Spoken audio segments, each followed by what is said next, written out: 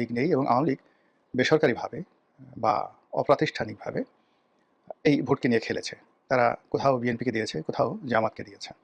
এবং এটা কিন্তু আমরা প্রেডিক্ট করেছিলাম এবং সেটা মোটামুটি ঠিক হয়েছে। অন্য দুটো প্রেডিকশন ঠিক না হলেও এই যে আওয়ামী লীগ ভোট নিয়ে খেলবে এবং তারা যেখানে জামাতকে ভালো মনে করবে তাই দিবে, আর যেখানে বিএনপিকে ভালো মনে করবে তাই দিবে, এবং সেই ঘটনাটাই ঘটেছে। তো নির্বাচনের ফলাফলের পর আমরা সবকিছুতে যে তাড়াহুড়ো দেখলাম, সবকিছুতে যে নাটকীয়তা দেখলাম, সেখান থেকে কিন্তু সন্দেহটা শুরু হলো। জনাব তারেক রহমান সাহেব দেশের বাড়ি থেকে এলেন, তারপর একেবারে সবকিছু মানে উনি এলেন, আসার পরে উনার আম্মা ইন্তেকাল করলেন। তারপর এটা উনার আগমন উপলক্ষে বিশাল একটা জনসমাবেশ হলো, আর তার আম্মার মৃত্যু উপলক্ষে বিশাল একটি যাকে বলা হয় জানাজা হলো, এবং সেই জানাজা শহীদ প্রেসিডেন্ট জিয়াউর রহমান কিংবা শহীদ হাদি ওসমান হাদির যে জানাজা, সেই জানাজার চেয়ে যে বড় হয়েছে এটা প্রচারের একটা যাকে বলা হয় আমরা সর্বত চেষ্টা দেখলাম।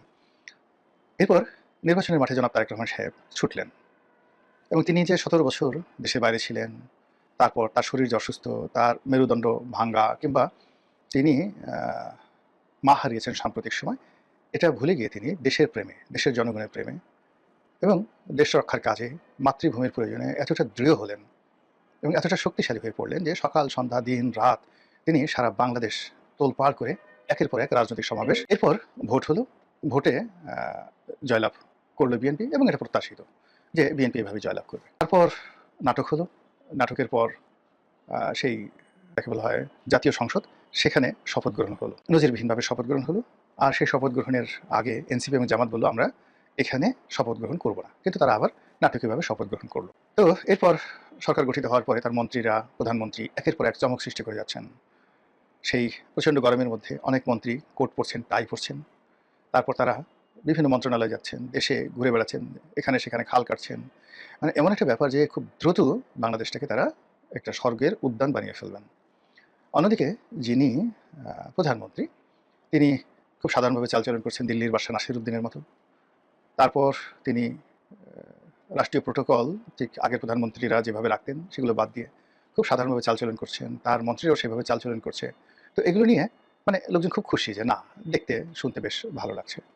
কিন্তু এরই মধ্যে জামাত অভিযোগ করেছে যে তারা বিভিন্ন অন্তত ৫০টি আসনে তারা নিশ্চিতভাবে জয়লাভ করেছিল। ইঞ্জিনিয়ারিং করে, ইলেকশন ইঞ্জিনিয়ারিং করে তাদেরকে ঠকিয়ে দেওয়া হয়েছে। তো জামাত ৭৮টা পেয়েছে, তার সঙ্গে যদি আরও ৫০টি যুক্ত হলো, তাহলে তারা নিশ্চিতভাবে ১৩০টির মতো আসনে জয়লাভ করত। এটা হলো জামাতের ভাষ্য। বিএনপি অবশ্য এই ব্যাপারে কোনো কথাবার্তা বলেনি, আর যারা ইলেকশন আয়োজন করেছে তারাও এই ব্যাপারে কোনো রা করেনি। কিন্তু আমাদের মন মানছে, আমাদের মন বলছে, বারবার বলছে কিছু একটা হয়েছে। এটা অতীতের সেই তিনটি ইলেকশন ইঞ্জিনিয়ারিং এর কারণে হতে পারে, অথবা এই নির্বাচন পরবর্তী সময়ে কারোর মধ্যে মানে আনন্দ নেই। যারা বিজয় হয়েছে তাদের মধ্যে আনন্দ নেই, উল্লাস নেই, আর যারা পরাজিত হয়েছে তাদের মধ্যে হতাশা নেই। সবকিছু দেখে মনে হয়েছে যে আমি ডামি, আমি মামু, বা চাচা ভাতিজা, শালাদুলা ভাই, তাদের মধ্যে সমঝোতামূলক যখন একটা জিনিস হয়, কুক কুক পলাপলি খেলা হয়, তো সেক্ষেত্রে যে ফলাফল হয়, এই নির্বাচনের সেই ফলাফলের পর আমাদের মনে হচ্ছে যে সবার নিরানন্দ ভাব দেখে মনে হচ্ছে তো আমরা যারা নাদান বান্দা, নাখান্দা বান্দা, আমরা হয়তো অনেক কিছু জানি না, অনেক কিছু বুঝি না, কিন্তু আমাদের দেশে যারা মিলিটারি এক্সপার্ট রয়েছেন, বিভিন্ন সময়ে সাহস দেখিয়েছেন, নানা রকম কথাবার্তা তথ্য বলার চেষ্টা করেছেন, তাদের মধ্যে কেউ কেউ, বিশেষ করে কর্নেল হাসিন, যিনি আয়নাঘরে গুম হয়েছিলেন, তো তিনি একটি বক্তব্য দিলেন যে দিল্লিতে সাবেক রেজিমের যে সকল ইলেকশন ইঞ্জিনিয়ার রয়েছেন, যারা সেই আমিরামি নির্বাচন, রাতের নির্বাচন অত্যন্ত সফলভাবে করেছিলেন, এ সকল দাগি আসামি তারা দিল্লিতে পালিয়ে গিয়েছিলেন। এই নির্বাচন করার জন্য তাদেরকে দিল্লি থেকে আনা হয়েছে। এটা খুবই সিক্রেট, কারা এনেছে, কীভাবে এনেছে, আই ডোন্ট নো। আমি শুধুমাত্র উনি যেহেতু একটা গণমাধ্যমে কথাটা বলেছেন, আমি ওনারই কথাটা পুনরাবৃত্তি করছি। তিনি জামাতের রাজনীতির সঙ্গে আদৌ জড়িত কিনা জানি না, কিন্তু জামাতকে প্রমোট করছেন, জামাতের বিভিন্ন অনুষ্ঠানে যাচ্ছেন, কিন্তু খুব স্ট্রেট এবং ফরওয়ার্ড ওয়েতে অনেক কথাগুলো বলছেন, তার এই কথাগুলো ফেলে দেওয়া যায় না। তো তার সেই কথা এবং একই সঙ্গে জামাতের যে অভিযোগ এবং বিজয়ী এবং পরাজিত যারা আছেন তাদের মধ্যে নিরানন্দ ভাব। অন্যদিকে আওয়ামী লীগ কেমন যেন খামোশ হয়ে গেছে, মনে হচ্ছে যে তারা যেভাবে চেয়েছিল সব কিছু সম্ভবত সেভাবে হয়েছে বা সেভাবে এগোচ্ছে। নির্বাচনের পরে এখনও পর্যন্ত সংসদ অধিবেশন বসেনি, মার্চ মাসে ১২ তারিখে সংসদ অধিবেশন বসবে, কিন্তু এর আগেই সরকারের সকল গুরুত্বপূর্ণ পদ পদবিতে যাকে বলা হয় নাটকীয় সব পরিবর্তন হয়ে গেছে। বাংলাদেশ ব্যাংকের গভর্নর, দুর্নীতি দমন কমিশনের চেয়ারম্যান, সচিবালয়ের ক্যাবিনেট সেক্রেটারি থেকে শুরু করে অনেক গুরুত্বপূর্ণ সেক্রেটারি যারা বাদ পড়েছেন, নতুন নিয়োজিত হয়েছেন।